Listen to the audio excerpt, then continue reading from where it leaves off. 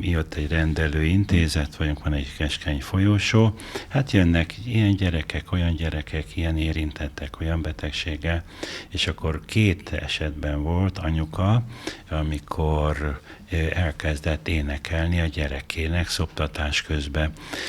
De úgy énekelt, hogy nem a folyósónak, nem a közösségnek, hanem a gyereknek. Tehát elég halkan, de hát ott ugye minden kőből van, üvegből van, és az az általános gyerek, zsivaj, nyökögés, ilyen horkantás, mert volt olyan gyerek, aki ugye nem tud még levegőt se ugye rendesen venni, olyan ilyen, azt kell mondani, áldott állapot alakult ki, a hangulat a folyosón, hogy mindenki elcsendesedett. És akkor én ezen elgondolkoztam, hogy vannak bohóc doktorok, de hogy kellene ott a rendelőben ilyen előénekesnek lenni, aki nem harsogva, hanem főleg ezeket a gyerekdalokat dúdolva, tehát ez olyan megnyugtató, és azt megint nem használjuk ki. Tehát a zene az nagyon sokszor feszültséget vezet le, érzelmileg lereagál, együttes élményt ad, és hát a légzéssel egy csomó, hát azt kell mondani, hogy európai jóga.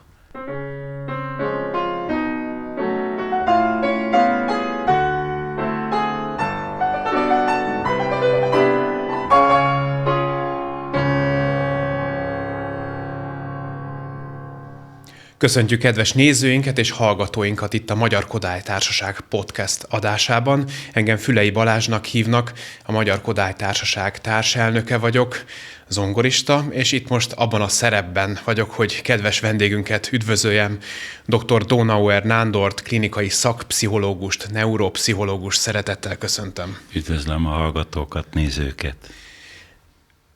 Megengedte, hogy tanár úrnak szólítsam, és így fogok élni ezzel a műsor során. Tanár úr, itt azon gondolkodtam, hogy a zene az életben, mint szórakoztató elem, annyiszor megjelenik, egyáltalán a világ azt sugallja ma, hogy érezd magad jól, rengeteget beszélünk a jól létről, a különböző relaxációs módszerekről, a stresszoldásról, pihent ki magad, és rengeteg minden szórakoztat körülöttünk. A zene is egy nagy szórakoztató iparrá vált, holott régen egy kommunikációs eszköz volt, egy önkifejezésnek a forrása, sokszor kódolt üzenetek is voltak a zenében, amit kevesek érthettek. Önnek mit jelent a zene, és mi a véleménye arról, hogy a zene az egy funkcionális dolog is lehet, nem csak egy passzió? Megmondom őszintén, hogy én most így, mert félig a felhő sarkán ülve, azt látom, hogy nem csak mellé beszélünk, hanem mellé cselekszünk. Tehát nagyon jól tudjuk, hogy az ének például Kodálytól indulva, hogy az egyik legfontosabb hangszerünk, az egyik legfontosabb.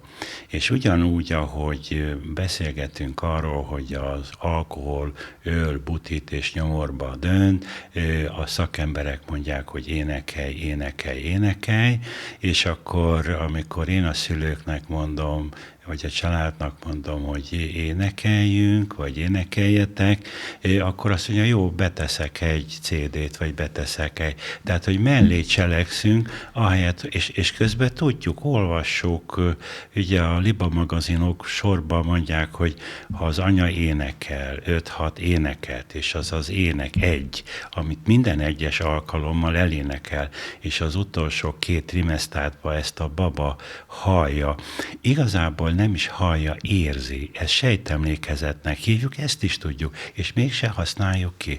Na és amikor ugye megszületik a baba, akkor jön a sírás, hát ugye vannak események, egy kicsit előbb jött, egy kicsit éretlenebb, de most akkor fölsír a baba, és akkor anyukák a 21. században mit csinálják? Nem énekelnek, hanem hívják a szakembert, hogy éjjel-nappal sír, mit csinálják? És akkor a legközönségesebb válasz mondjuk, hogy énekelj neki, de nincs hangom, az nem érdekes, és kiderül, hogy az a dal, amit a pici baba, a főtusz hallott a mama méhébe belül, akkor attól a daltól megnyugszik. Ezt 30 éve tudjuk, és mégse használjuk ki.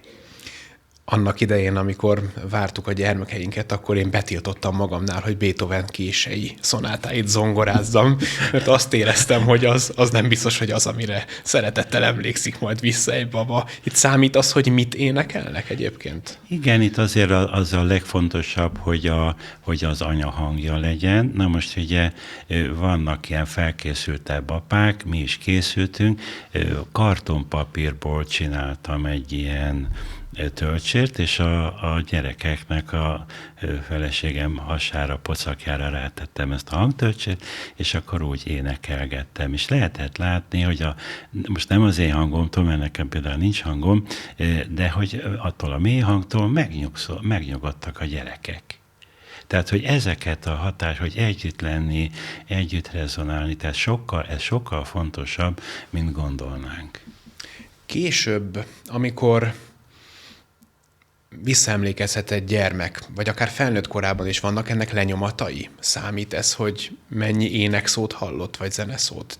Na az, hogy mennyire súlyos, tehát hogy milyen lényeges dolog a zene, az éneklés, például baleset, 180-nal, autóval, biztonsági öv nincs bekötve, élet-halál harc, megmentik, és egy teljes emlékezet kiesése van az illetőnek, és nem indul el, közben ugye ott fekszik hónapokat a kórházba, közben megszületik a második gyereke, bemegy a család látogatni, mert akkor túl van az életveszélyen, és vad idegenül néz az illető, hogy ki ez.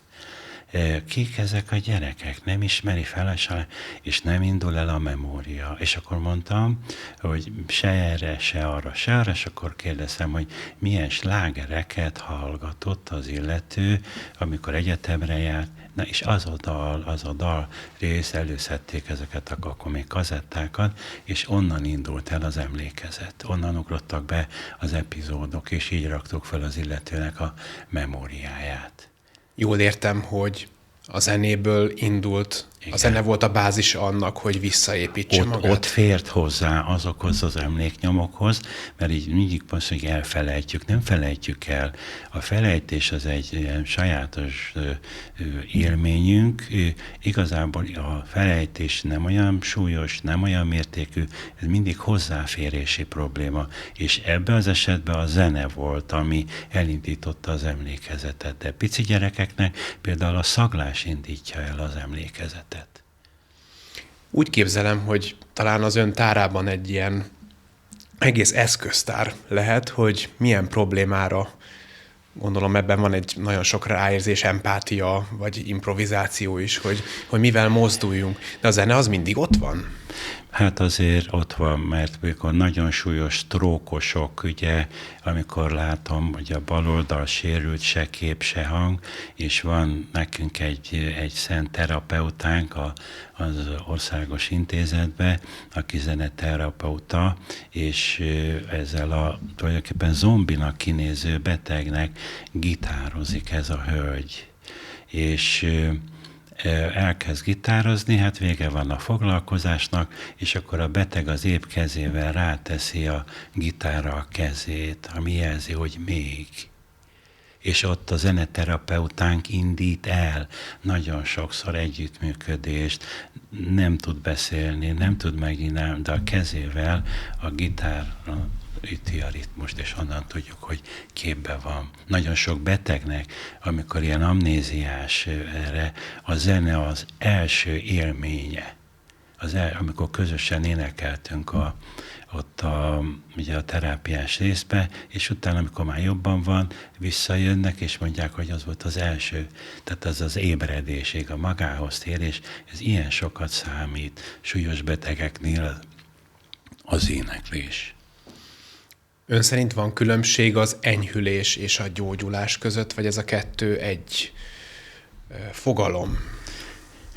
Igen, hát az a helyzet, hogy az egészségügyben, meg a rehabilitációban nagyon sokszor van egy különbség, hogy az orvos látja, hogy ez sem megy, az sem megy, ez sem működik, a belgyógyász mondja, ez az érték is rossz, ez se jó. Mit csinál a neuropszichológus? Azt nézi, hogy mi működik, mi működik. Tehát azok a kristályosodási pontok, és hogyha az működik, akkor ahhoz nyúlunk, és onnan indítjuk a fejlesztést, habilitációt, rehabilitációt, és az egész fejlesztést. Mennyire számít az, hogy történetesen ön mennyire tud ráérezni? Tehát mennyire kell beleélnie magát? Tehát a tudományra számít, vagy itt egy nagy empátia is van ebben az egészben? Hát az a helyzet, hogy ezt már így nem nagyon tudja az ember elválasztani. Egyrészt van tapasztalatom, másrészt pedig azért a neuropszichológia ezekkel az elméleti dolgokkal, ugye a képalkotó eljárásokkal nagyon jól tudjuk, hogy hol van a számolás központja, hol van a beszéd központja, hol van az éneknek a rendszere, és azt is tudjuk gyerekeknél, aki hebeg, dadog, meg ugye nem tudják a logopédusok se helyrehozni, és akkor behol én a mágus, ugye, mondom, hogy jó, gyere ide, és akkor most mondd el, hogy mi volt a nyarad. És akkor elmondja a gyerek nagy dadogva, és akkor mondom, figyelj ide, most legyünk kis papuk, és kántáljunk. És akkor elmentünk a Balatonra, és a gyerek nyik nélkül elmondja, a dadogás nélkül, így kántálva, mert egy másik artikulációs rendszert kapott be. És itt nem fog ő, tehát a dadogástól nem tud megszabadulni még, de van a gyereknek egy élménye, hogy nem reménytelen a küzdelem. Azt hiszem, hogy ezeket az élményeket kell életre hívni minden esetben talán, nem? Az visz előre, vagy abból tud ő maga is nyitni, vagy önbizalmat találni. Igen, a gyerek gyerekből van, és az élet élni akar, tehát a gyerekek erre nagyon hamar rájönnek, tehát ebből a szempontból nagyon kreatívak, és hogyha rájön, hogy megy, akkor mondjuk az idős sérülteket sokkal többet kell biztatni, a gyereket nem. A gyerek maga rájön, és teszi. Még egy példa, nagyon súlyos epilepsziával feltétlen meg kellett műteni a gyereket. Tudja a neuropszichológus, hogy az a terület, amit ki kellett venni, az az ellentétes a két kéznek a szabályozó központja, ez egy másodlagos mozgató terület, és hát ugye muszáj megműteni, mert nagyon megműtik, és akkor ugye jött a neurológus is, anya is, szülők is, hogy most mi lesz. Mit akar a gyerek csinálni? Dobolni. Dobolni, hát az képtelenség, hát ezt a mozgatórendszert most piszkálták meg, és kiderült, hogy a fiú azzal, hogy az ellentétes mozgásoknak a központját kiiktatták, teljesen külön tudott ütni ritmusokat jobb kézzel, meg bal kézzel, és a legmagasabb szintű dobos iskolába, és azt hiszem mai napig dobol az együttes, vagy gyerek érezte, hogy ezt meg tudja csinálni. Tehát, hogy nyomatni nem kell, erőltetni nem kell, lehetőséget kell ezeknek a gyerekeknek adni.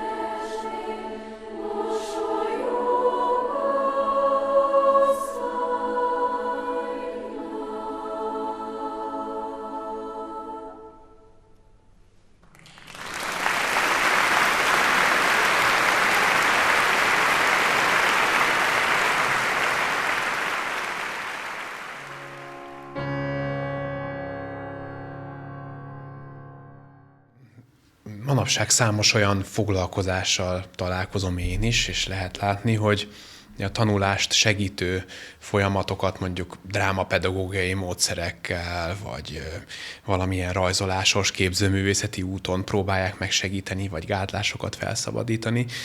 Tehát önnek ezen a palettán a zene hol helyezkedik el fontosságban? Úgy is kérdezhetném, hogy mindennél fontosabb-e a zene, vagy vannak alternatívái?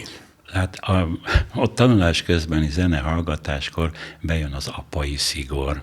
Következő volt, tehát akkor már ezerrel ment a környezetszennyezés, az egyik gyerekem ezt hallgatta, a másik azt hallgatta, a harmadikam azt hallgatta, elviselték egymást, és akkor ugye ment hogy nem haladok, és akkor kiderült, hogy amikor tanulunk, tehát verset akarunk megtanulni, szöveget, kötelező képleteket, kivételeket, kifejezéseket, ugye, akkor nem szabad, hogy szöveges zene szóljon.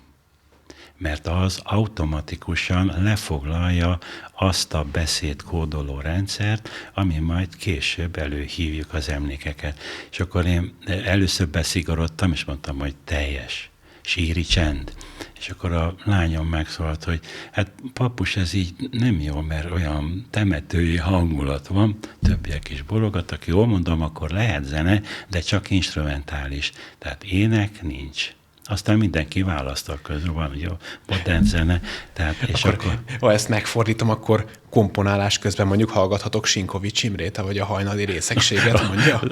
Hát szerintem nem, mert ott amikor komponál valaki, akkor az inkább az a jobb félteke, amit meg kell hagyni a zenének, a harmóniának.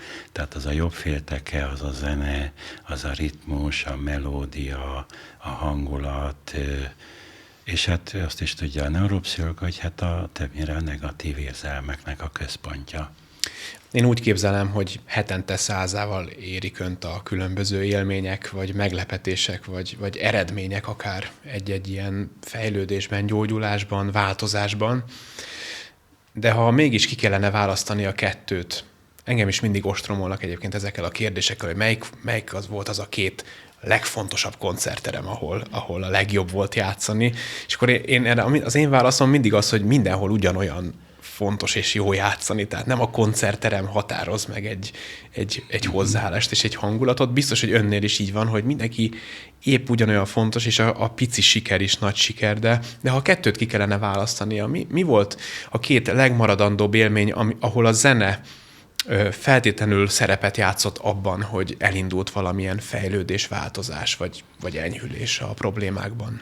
Hát, nem kell messzire menni, a családom, középső fiam, hát ő már egész kiskorában ugye nagypapa zongorázott, de ilyen slágereket, és akkor Edmond fiam óvodás volt, odaállt és nézte, hogy hát mit csinál a nagypapa. És nagypapa így ilyen viszintesen volt a gyerekekkel, nem, ő egy ilyen távolságtartó, nem volt szigorú, távolságtartó.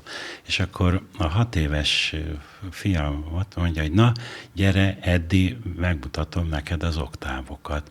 És akkor Eddi oda ment, azt mondja, tudom. Na erre nagyapónak felszaladt a szemöldöke, és akkor mutasd meg. És a fiam megmutatta, anélkül, hogy bárki is foglalkozott volna vele, és akkor ő utána nagyon jól zongorázott, teljesen, soha nem kellett szólni, hogy gyakorolj. Az igaz, hogy bezárta az ajtót, hogy hagyjuk békén, és gyakorolt, úgyhogy egészen magas szinten, csak ő a fellépéseket nem tudta elviselni, de maga mai napig sikerült zongorát szerezniük, tehát a fiam ott nyugtatja meg. Jött a kicsi, hát ha a nagy zongorázik, megnyugtatja, tehát kifejezetten olyan... Igen, 3 gyerek után szüksége van a nyugalomra. És tehát a mai napig neki igen, most, a zongorázás... van ilyen pianinója, ott nyugszik meg. Ó. Bizony.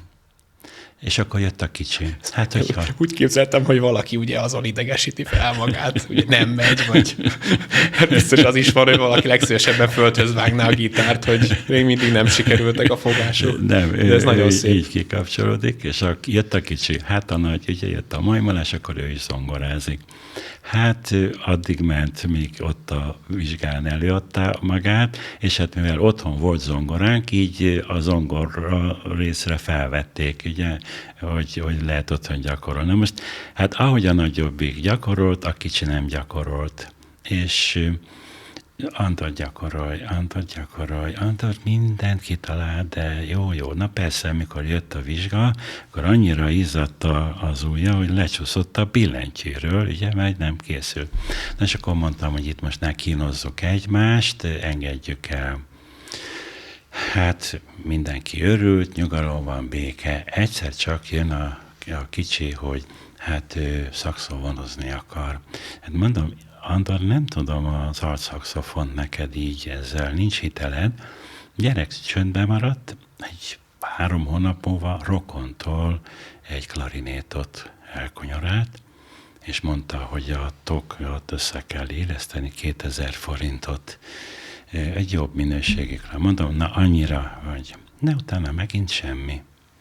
Hát mondom, így jártam, megint megszivatott a gyerek. Na, egyszer előbb megyek haza, és ha hiszi, ha nem, a következőt hallom, Benny Goodman szám megy a nagyszobába.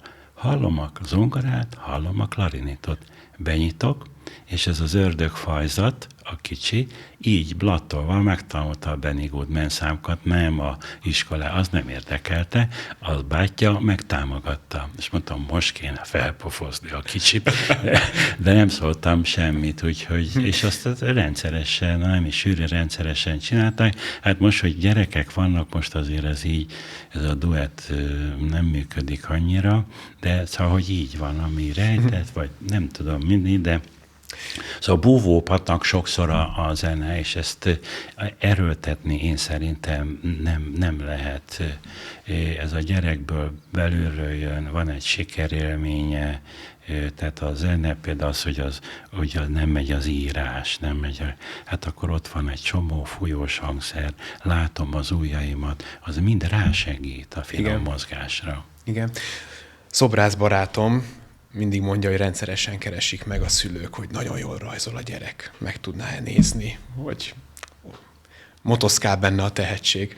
És ő mesélte, nagyon tetszik nekem, hogy azt mondja a szülőknek, hogy vegyék el tőle az összes ceruzát, dugják el. Ha másnapra szerez valahonnan, akkor van benne tehetség. Ön hasonló véleményen van, hogy a tehetség az nem feltétlenül az ügyességről szól, hanem valamilyen belső mozgatóerő, ami nem hagy nyugtot az emberben? Igen, szóval csak itt most nagyon sokszor az a gond, hogy a szülő ugye hát elfogult, és amikor látja, hogy valami hajlandóság van, akkor túl erőlteti, és azt ki kell bírni, hogy érjen a gyerekbe belülről, hogy legyen saját sikerélménye, tehát ne ez a tudott egy gyerünk csináld, mert ebből már volt a családban is vidéken, hogy hát olyan zseniális ügyességű volt a nagynéni, hogy gyerekkorában ugye külön zsámoly volt, meg a pedálnak a rész szerepelt délnyugat Dunántúlnak, és hát egy üdvöske volt, és akkor 18 éves lett, lecsukta a zongora, ezért, és azóta még azt se látták rajta, hogy portöröl a zongorán, tehát, hogy túltolta a család, túlterhelte. Hogyan lehet erre figyelni? Mert ezt azért elég nehéz megállni, hogy szóval nehéz a határt megtalálni, hogy a biztatás, a lelkesítés, vagy a tolás között hol van az átmenet. Igen, az kell, hogy a gyereket kell figyelni, és nem a saját ilyen beszorult vágyunkat, tehetséget vetítjük rá a gyerekre, és óhatatlanul toljuk, ott ül a gyerek, azt mondja, hát gyakorolhatnál. Na most főleg serdülő korban ez lelombozza. Azt mondja a gyerek, a gyerek nem szabad. Mert onnantól kezdve a szülő kedvéért csinálná. Igen, sokszor. Most én ilyenkor azt szoktam mondani, nálunk is volt ilyen, hogy megfáradt. Egyszerűen a sok gyakorlás, unalmas már egyedül, és akkor átjött az évfolyamtársa, aki jazz szakra járt be, és akkor ott elkezd. És mondtam, hogy figyelj ide, játszatok egy ilyen duettet, az Álint ezt csinálja, te meg azt csinálom. És ugyanígy a többi, mikor így kifárad, tehát van egy ilyen kimerülés.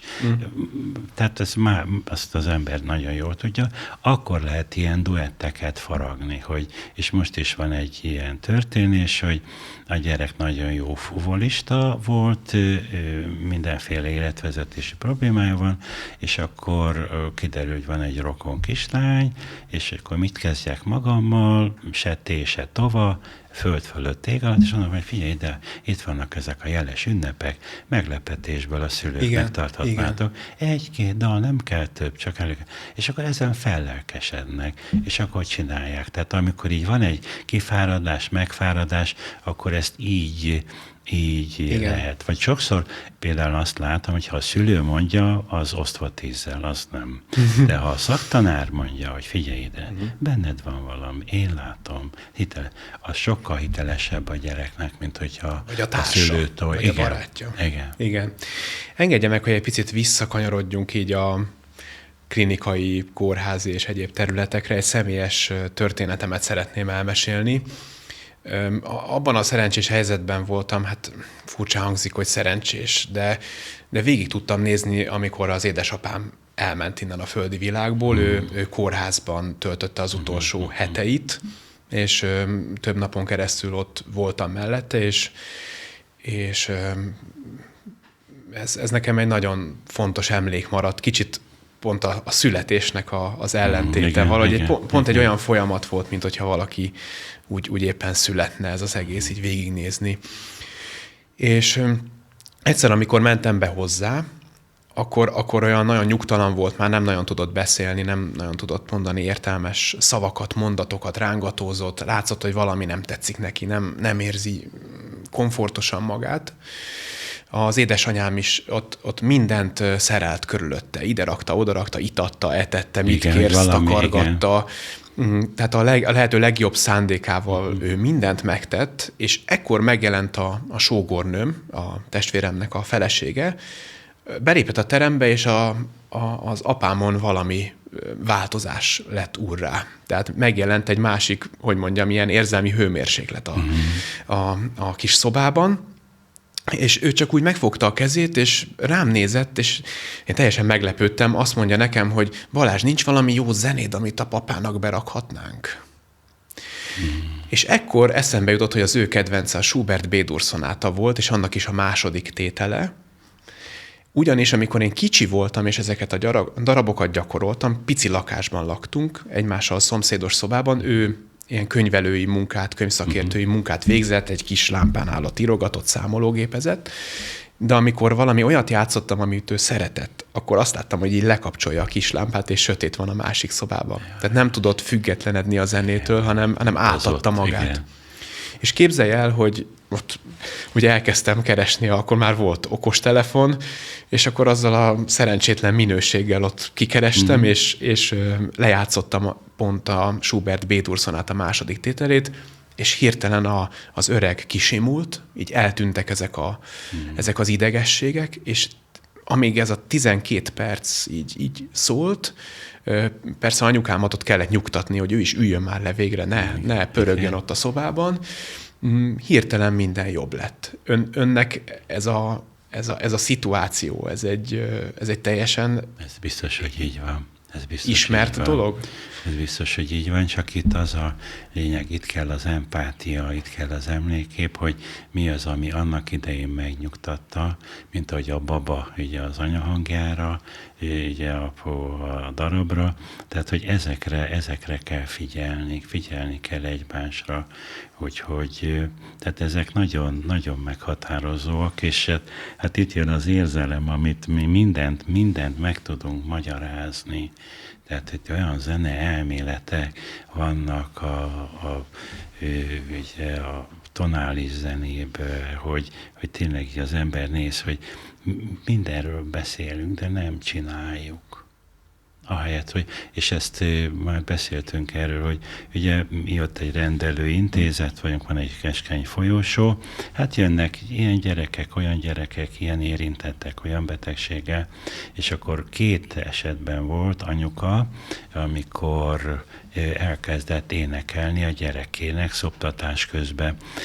De úgy énekelt, hogy nem a folyósónak, nem a közösségnek, hanem a gyereknek. Tehát elég halkan, de hát ott ugye minden kőből van, üvegből van, és az az általános gyerek, zsivaj, nyökögés, ilyen horkantás, mert volt olyan gyerek, aki ugye nem tud még levegőt se ugye rendesen venni, olyan ilyen, azt kell mondani, áldott állapot alakult ki, hangulat a folyosón, hogy mindenki elcsendesedett.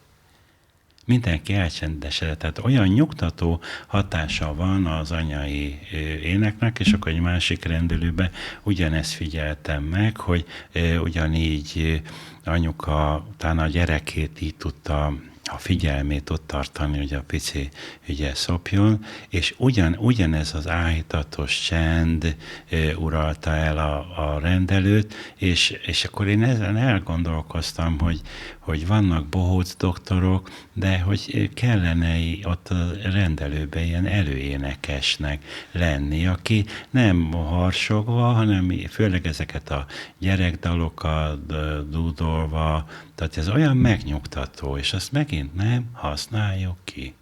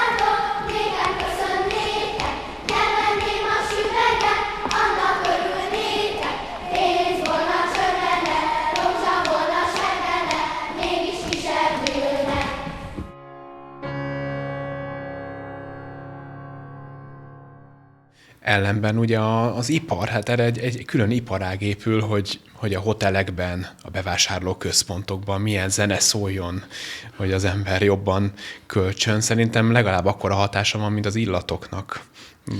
Igen, hát sajnos az a gond, hogy hát ez mondjuk az alkalmazott pszichológiának a bűne, a humánetológiai vizsgálatok, akik olyan mélyen tudnak befolyásoló hatásokat gyakorolni, így az illatokkal, szagokkal, zenével, és itt abban az a baj, hogy az emlékezeti rendszerünknek azt a részét bombázzák, ami nagyon sokszor nem is tudatosul. Tehát úgy húzunk ki, erre volt is vizsgálat, kísérlet, a mosóport, az öblítőt, hogy ott megy a háttérbe a történés, nem figyelünk, és mégis azt az öblögetőt veszik ki a férfiak. Anélkül, hogy tudtak volna róla. És hát az ilyen, na most ezek a zene, most itt is ugye mondom a szülőknek, hogy hát énekeljenek a gyereknek, akkor azt mondják, betesszük a CD-t, mondom, nem a CD-t tesszük be, hanem énekelünk, együtt énekelünk. És ott is akkor ugye az, hogy énekelünk, akkor toljuk ezerrel, nem arról van szó, van ének, van zene, van csend, van ének, és ezért például, amikor ilyen komatózus, tehát nem tudatos állapotban ott fekszenek a legsúlyosabb betegek a kórterembe, ott is nem éjjel-nappal szól ez a zene, hanem van zene, van csend, van zene, van csend. Tehát, hogy ezt mintázottan kell. Most az, hogy nem tanuljuk meg a mértéket. Nem tanuljuk Igen. meg a mértéket. Én úgy képzelem, hogy nem biztos, hogy ennek lehet jelentősége, de talán ezek a betegek, akik így kómában vannak, akik nem a tudatosságukkal vesznek részt itt az életben, ők szerintem valamilyen módon érzékenyebben rezdülnek a behatásokra. És számít ön szerint, hogy valaki mondjuk egy igazi fuvolával rezgeti meg a levegőt, vagy egy igazi hegedűnek a hangját szólaltatja meg, vagy pedig hangszórón keresztül jön az a hang? Hát szerintem akkor, amikor valaki ilyen komatózus állapotban van, ha az nem recseg, meg nem torz, hanem van, még nem is kell ilyen hifi minőség, az szól, az rendben van. Most, hogyha van alkalom rendes hangszernek a használatára, akkor azt mert az mindenképpen ütősebb. Még egy példát hadd mondjak. Van egy nagyon aranyos hölgy, ő teljesen le van kötve ilyen lepedőkkel, nincs magánál, mondják, hogy egy nagyon súlyos agyvérzése volt ő neki, nem csak a beszédközpontja, hanem itt a homloklebenye, és tényleg ott ült napokig, és hát olyan állapotban volt a néni, hogy a nővér sietve oda tette a fóliába becsomagolt zsömlét, és akkor a beteg oda nyúlt, és fóliásan akarta megenni. És itt tartottunk, és akkor kérdeztem, hogy ki ez a hölgy. Azt mondja, hogy egy nagyon jó nevű vidéki zenekarnak a szólista, hegedű szólistája. És mondom, hogy hol van a gyakorló hegedűje. Hát mindenki hülyének tartott, hogy zombi ember ott ül, világon voltját nem tudja. És akkor mondtam, hozza be. Lánya nagyon rendes volt, behozta, fölhangolták neki, és hát ugye a sok mozgás hiányban hát nagyon gyeszarán ment, inkább ilyen pengetés volt. Lényeg az, hogy a néni jött vissza a valóságba, de még mindig nem tudta a világon voltját, és mondtam, hogy tessék onnan hétvégén elvinni ide-oda, ilyen cintányéros helyekre, Szentendrei vásárt ajánlom, elvitték hétvégén. Néni megszólalt, és kérdeztem, hogy na, mi újság? Van hétfőn, ott voltam nála, mi újság? Néni óvatosan körülnéz, odahajol, azt mondja, megszöktünk. Tehát lejött a más, az élmény, a zsibongás, és a lényeg az, hogy elkezdett gyakorolni, ülve, se kép, se hang, és akkor, amikor a szeretet otthonba került, egy teljesen önálló koncertet adott. Csodálatos. Bizony. Csodálatos. Bizony, és úgy indultunk, hogy fóliát akarta megenni zsömléstől. Tehát, hogy ezek és hogyha már itt vagyunk, egy nagyon-nagyon jó kolléganőnk, nagyon súlyos végállapotban volt, idegsebészetem, hogy a tudat, meg a viselkedés, hogy mennyire szétválik, amit nem ismerünk, csak látjuk, hogy van. És hát akkor már ilyen terminális légzése volt a hölgynek, nyitott szája szuszogott. Az mit jelent? Elmondja? Hát, hogy már a halál előtt ilyen erőltetett, nem Értem. fulladás, de ilyen erőltetett légzés. És a kolléganő bement, a tudat, az nagyon fontos, bement, és lehetett látni, hogy a néni már nincs magánál. És ugye ki volt száradva, ki volt cserepesedve a szája, megtörölte, és a néni anélkül, hogy tudatánál volt, megköszönte, hogy köszönöm. Tehát ennyire nem tudjuk, hogy egy halál közeli állapotban a tudatnak milyen szintjén éri el a környezete, illetve a beteg, az elmenő a környezetét. Mi a Magyar Kodály Társasággal azt tűztük ki célul, hogy hogy minden lehetséges módon elmondjuk, hogy a zene mennyire hasznos. És hogyha abból indulunk ki, hogy ön nagyon sok olyan helyzetet lát, amikor a betegség vagy a sérülés állapotában ez egy építő, mozdító jellegű eszköz, akkor ön ebből a látószögből mit tudna mondani a hétköznapokra, amikor a zene nem terápiás célokkal van, hanem csak úgy egyszerűen ott van a zenetanulásnak a fontossága. Ugye nagyon sok mindent hallunk róla, hogy segíti a tanulást, különböző pedagógiai módszerek ugye használják a zenét, beépítik. Vannak olyan iskolák, ahol ugye kifejezetten a kóruséneklés, a zene ott van, de engem az önlátószöge érdekelne, hogy történetesen miben segíthet ez egyáltalán a kognitív dolgokban, és miben segíthet az érzelmi oldalon. Ez egy nagyon-nagyon jó kérdés, csak nehéz megválaszolni röviden. Tehát az a lényeg, hogy az ének, maga az éneklés, az egy nagyon komplex dolog. Abban nem csak a hangképzés, abban benne van a ritmus, benne van a tempó, benne van a hangszín. És én azt látom, és azt mondom mindenkinek, hogy a gyerekeknél, hogyha ilyen zenei iskolába, vagy emelt szintű, tehát meg kell mondani, hogy mindenki azt mondja, hogy a gyerekek túl vannak terhelve. Nem, nincsenek túl terhelve, túl vannak csábítva. Csomó olyan aktivitás van, és mindenki ugye a kényelemre megy, mindenki ezek az erőfeszítéseket, ezeket nem szeretjük, de ott is, hogyha például most nem tudom hány óra az énekóra, sajnos úgy hallom, hogy elég kevés, de hogyha az éneklés, az egy ilyen jókedvű, egy interaktív, a gyerek helyzetbe van hozva, és meg akar felelni, együttes élmény nagyon fontos, akkor főleg ez közösségteremtő értékű, tehát megtanulni a másikra, vagy vannak idősebb emberek, és hogy hát akkor menjen el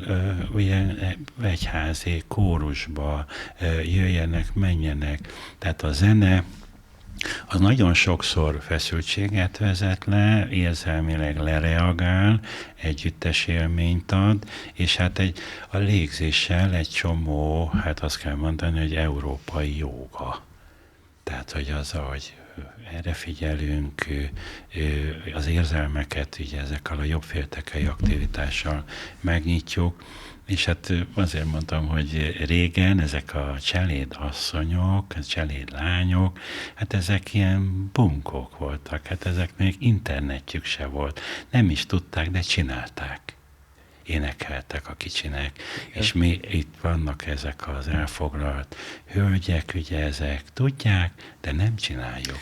Igen, a lányomnak a tanárnője is mindig emlegeti, hogy aki sokat énekel, annak javul az immunrendszere, és nem lesz beteg. És ugye az aszkorbinsav bevitele és az éneklésnek a mennyisége között akkor milyen tudományos párhuzam vonható? Hát van egyébként ezt mi nem nagyon akartuk elhinni, de van ez a pszichoimmunbiológia, hogy igenis ezek az immunrendszert javítja, mert bármennyire is az első eredmények mutatták, hogy mikor énekelünk a babának, meg ugye megy a nyugtatódal, akkor tanulja meg a gyerek kódolni az intonációs kontúrt. Tehát amikor gúnyosan kérdezünk, vagy tehát az a jobb félteke. Értem. És ezért van egy formakör, akinek csak a bal féltekéje működik, az nem érti a gúnyt, nem érti a kétértelműséget érdekes módon, és tényleg az énekléssel a jobb félteke felelős az immunrendszer. Plusz még, és ez így van, az alvás, mert az alvás alatt kellett elfejlődnek ki a hosszú csöves csontba a T-limfociták. Igen. És hogyha alszik a gyerek eleget, akkor az immunrendszer sokkal épebben kerül ki ugye a nagyvárosi forgalomba. Igen. Tehát ezek összefüggnek, csak erre nincs időnk, mert sietünk, meg kapkodunk. Kérem, engedje meg, hogy még egy személyes élményt elmondjak, így a műsorunk vége felé. Talán 5 évvel ezelőtt, ott a Covid időszakban de nem vagyok benne biztos, hogy Covid volt, de nagyon köhögtem, lázam volt, elhúzódó volt, már beszedtem a második kör gyógyszert, nem javult a dolog, és volt egy koncertvállalásom, karácsony másnapjára szólt, és dilemmáztam, hogy ez nekem most árt, tehát magam ellen cselekszem, hogyha most kikelek az ágyból, felöltözöm, elmegyek, megcsinálom, hogy megyek egyenesen a tüdőgyulladás felé, vagy pedig megcsinálhatom, és elmentem az ügyeletes orvoshoz, hogy ezt megkérdezzem. Egy idős bácsi volt, sosem felejtem el. Szerintem a 80 fölött lehetett, és látszott, hogy azért hívták be ügyelni, mert ő volt az egyetlen, aki ráért, és volt kedve. És azzal kezdte az én vizsgálatomat, hogy elkezdett beszélgetni velem. Mi a maga foglalkozása? Mit csinál? Akkor elmondtam, hogy zongorista vagyok. Igen, és mennyit játszik? De még akkor meg se kérdezte, hogy mi bajom van. Még azt sem mondta, hogy vetkőzzek le. Hát mondom, elég gyakran koncertezem, gyakorlásból áll az életem. Akkor úgy hallgatta, figyelgette, még tett fel kérdéseket. És akkor azt mondja, na mi a problémája? Hát mondom, pont az, hogy jönne egy koncert, de nem megy le a lázam, rosszul vagyok. És attól félek, hogy valami nagy kárt teszek, hogyha most mert azért egy koncert nagy terhelés, főleg, hogyha az ember így lázasan, gyengén vág neki. És ekkor valami csodálatos dolog történt. A mai napig ez egy ilyen fogódzóként maradt meg bennem, mert meg sem hallgatott. Tehát le sem kellett vetkőznöm, pedig hát szinte fulladtam, hanem azt mondta nekem, hogy nézze, uram, magának ez az élete, maga ezt szereti csinálni. Menjen el és csinálja meg a koncertet.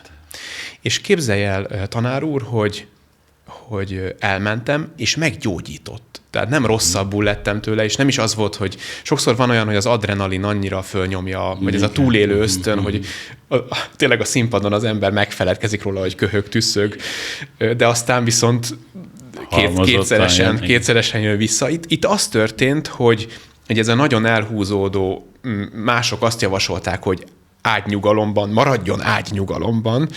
Ez nálam pontosan a fordítottját hozta elő, tehát nekem az ágynyugalom engem fölidegesített, és egyfolytában azt figyeltem, hogy miért nem jobb. Igen. És utána elmentem megcsinálni ezt a koncertet, és nagyjából 1-2 nap múlva, mintha elvágták volna egy ollóval. Igen. Hát most itt kell, az egy nagyon kényes egyensúly, mert ugye, amit a doki nagyon jó ráérzett, hogyha van egy motiváció, van egy pozitív, akkor az lendületbe hoz. Csak itt az, hogyha elhúzódik, krónikussá válik ez a kölgés, akkor már nem szabad erőltetni. Egy ilyet meg tud ugrani a lélek, meg tud ugrani a szervezet. És akkor ez tényleg így. Tulajdonképpen ez volt a krízis, az aktivitásnak a láza, ami aztán ezt helyrehozta. Kérem, engedje meg, hogy zárásképpen megkérdezem, hogy ön játszik-e hangszeren, ön énekel-e kórusban, ön gyakorolja ezeket. Mondta, hogy nincs jó hangja, de én ebben nem hiszek. Szerintem mindenkinek jó hangja van. Akasztják a hóhért, tehát ez úgy volt, hogy én nekem elég gyászos emlékeim voltak általános iskolában. Volt egy patológiás énektanár, és hát én az énekléstől úgy féltem, mint ördög a tömjénfüsttől. Hogyan értsük a patológiás énektanár ezt nem szívesen. Ez egy 2 méter magas ember volt, és kőkemény volt, és amikor vertük az alapritmust, és a szinkópát eltévesztette, és muszáj elmondani, akkor fölhúzott így bennünket, és akkor így lendületből ilyen pofon lett. És mikor volt az 50 éves... Fejlesztő. Volt 50 éves találkozós, akkor hát én voltam a 6. a névsorban, és hát, hogy kinek mi maradt meg. És a többiek, hogy kinek még maradt, és akkor kiderült, hogy a többieknek is ez maradt meg, hogy jött a pofon. Na és hát én így éltem nagyon sokáig, és a katonaságnál mondtam, hogy ez így nem lehet. És kaptam egy nagyon-nagyon jó blokkflőtét a barátomtól, aki szépen fogástáblázaton ezeket a kodálydalokat, ezek nagyon egyszerűen elkezdtem játszani, és akkor így beleszerelmesedtem, akkor volt ugye a Furuja iskola, ott még megvolt hogy melyik billentyűt hogy kell lefogni, tehát ilyen alapszinten megtartós, ez nagyon jó volt, Mert a gyerekek, mikor kicsik voltak, akkor azt mondtam, hogy énekelni kell, valamit kell csinálni, de hát, hogy én ne énekeljek. A feleségemnek meg nagyon magas hangja volt, tehát a denevér és a nem tudom mi között. Tehát valahogy ott a fürdőszobában az ultrahangsíp. Nem jött össze, és akkor én elkezdtem furujázni, úgyhogy a furujaiskola, meg később ez a népdal ott volt, és akkor túl a tisztán, tehát így ment a furuja, úgyhogy én így a gyerekeknek furujáztam. És a másik meg, hogy tényleg, amikor így nyom a sok, akkor most is előveszem ugyanazon a szinten, és olyan jól esik fújni. Olyan jól esik. Úgyhogy nekem ennyi a zene. Nagyon szépen köszönöm, hogy itt volt velünk, és önt is, és a kedves nézőket is szeretettel hívjuk a Magyar Kodály Társaság programjaira. A honlapunkon mindent megtalálnak, valamint szeretettel várjuk önöket ide a képernyők elé a következő podcast csatorna adásunkon is. Én megköszönöm figyelmüket, dr. Donauer Nándornak azt, hogy itt volt velünk, és elmondta ezeket a nagyon-nagyon hasznos információkat, amiből szerintem szülők, gyermekek, fiatalok, idősek, mindenki meríthetett. Nagyon szépen köszönjük. Én is köszönöm.